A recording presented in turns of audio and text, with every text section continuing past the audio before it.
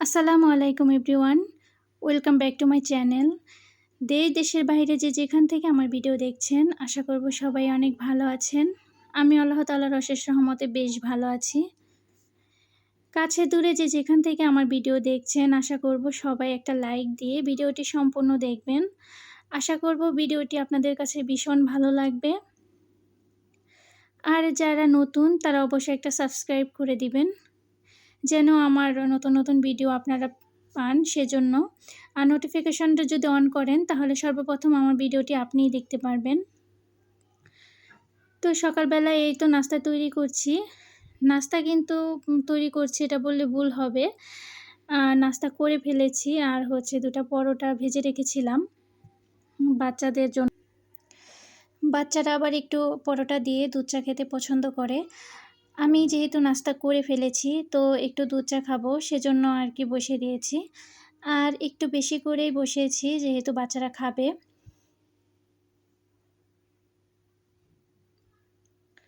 আমি কিন্তু পছন্দ করি পরোটা দিয়ে দুধ চা খেতে।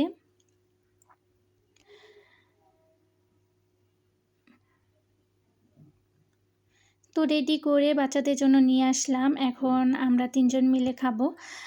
হচ্ছে কি যে ২ টা আবার ৩ জন খাবো। আমি আর আমার মেয়ে অর্ধেক করে খাবো আর আমার ছেলেকে একটা দিব। কারণ হচ্ছে মেয়ে সম্পূর্ণ খেতে পারবে না। তাই ও আর আমি দুজনে মিলে একটা খাবো। আর বড় ছেলেকে একটা দিব।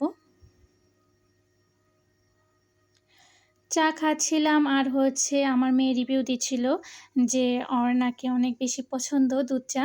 আর বলছিল যে, "এত স্বাদ কে?" আমি তো অনেক বেশি হাসছিলাম সবাই আর কি কথা শুনে। কিন্তু আবার কি হলো জানেন? যখন খাওয়া শেষ হয়ে গেল তখন আমার মেয়ে বলল যে, "একদমই খেতে ভালো লাগেনি।" মানে ওর এটা স্বভাব যে খাওয়ার সময় বলবে, "খুব মজা, খুব মজা।" কিন্তু খাওয়া শেষ হয়ে গেলে সেটা একদম বদনাম করে ছেড়ে দিবে। এরকম আরকি। তো আমি আর হচ্ছে ওর আপনাদের ভাইয়া দুজনে মিলে হাসছিলাম যে, "দেখো এখন বলছে যে সেই স্বাদ, কিন্তু একটু পরে বলবে যে মজা হয়নি।" এরকম আরকি আমার মেয়ে। তো চা খেয়ে তারপরে এই তো কাজে লেগে পড়েছি প্রতিদিনের মতো। আ আগে রুমটা গুছিয়ে নিয়েছি। যেহেতু কালকে হচ্ছে সবকিছু ধুয়ে দিয়েছিলাম। তো আজকে সবকিছু আবার গুছিয়ে নিচ্ছিলাম। রুমগুলো ক্লিন করে গুছিয়ে তারপরে হচ্ছে আবার অন্যান্য কাজ করব। রুম পরিপাটি থাকলে আমার মনটা ভীষণ ভালো লাগে। আর হচ্ছে এই যে দেখছেন একদম ক্লিন করে ফেলেছি। কিন্তু এটা ৫ মিনিট থাকবে আমি জানি। তারপরে আবার এটা নোংরা হয়ে যাবে সেটাও আমি জানি। কিন্তু তবু চেষ্টা করি একটু গুছিয়ে রাখার জন্য। দেখতে ভালো লাগে, মনটাও কিন্তু বেশ ভালো লাগে। আর হচ্ছে কাজগুলো আমার কাছে মনে হয় যে এলোমেলো না, একদম গোছানো। মনটা যেহেতু ভালো আবার একটু যখন রান্না করি তখন এসে বসলে একদম ফ্রেশনেস কাজ করে। তো আবার দেখলাম আমার হচ্ছে বালিশটা একটু ছিঁড়ে গেছে। তো কাভারটা খুলে তারপরে আমি আবার ওটা একটু সিলিয়ে নিলাম। না সিলিয়ে নিলে দেখা যাবে ওখান থেকে তুলো বের হবে। বাচ্চারা তো বেশ মজা পাবে। ওইটা আর বেশিদিন টেকানো যাবে না। সেজন্য আগে আমি হাতের কাজটা সেরে তারপরে হচ্ছে এই তো রান্না করতে চলে আসলাম। আজকে মাছ ভিজিয়ে নিয়েছি চাপিলা মাছ। চাপিলা মাছ অনেকদিন ধরে ফ্রিজে রেখে দিয়েছিলাম। এটা আসলে আমার তেমন একটা পছন্দের মাছ না। তবুও হাসব্যান্ড নিয়ে এসেছে যখন রান্না করতে হবে। আর আজকে ভাবলাম যে অনেকদিন যেহেতু হয়ে গিয়েছে, তো একটু পেঁয়াজ দিয়ে একটু ভাজা করলে মনে হয় ভালো লাগবে। তো মাশাআল্লাহ খেতে কিন্তু ভীষণই ভালো হয়েছিল। আমি আমিও খেয়েছি। ভালোই লাগলো আমার কাছে পরে। তো সবকিছু কোটা-বাছা করে নিচ্ছিলাম। আমি সবসময় এরকমভাবে কেটে তারপর হচ্ছে রান্না করি। আমার কাছে অনেক তাড়াতাড়ি হয়ে যায় রান্নাটা। দেখা যায় আমি কিচেন রুমে বেশিক্ষণ বসে থাকি না। কারণ হচ্ছে আমার গরম লাগে অনেক বেশি। আমি সবকিছু কেটে বেছে ধুয়ে রেখে দেই। তারপরে হচ্ছে একটা বসাই আর আবার গিয়ে তারপর ফ্যানের নিচে বসে থাকি এরকম।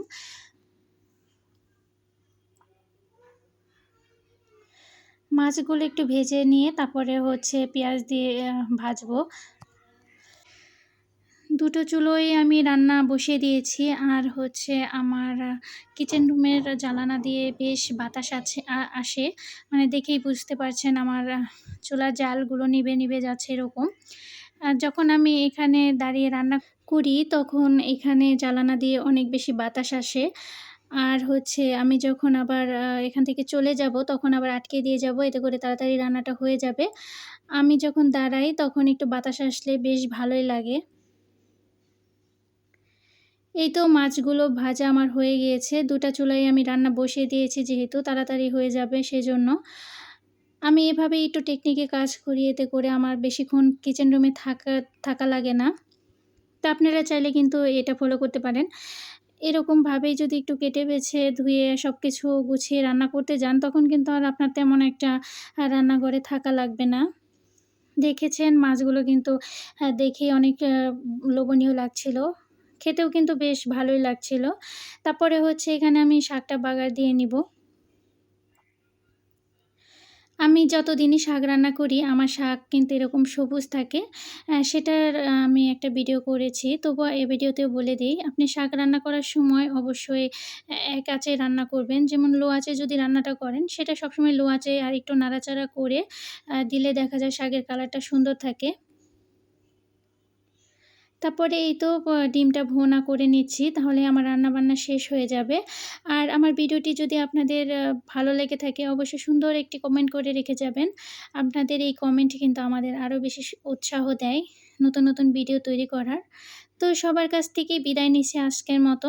আল্লাহ হাফেজ।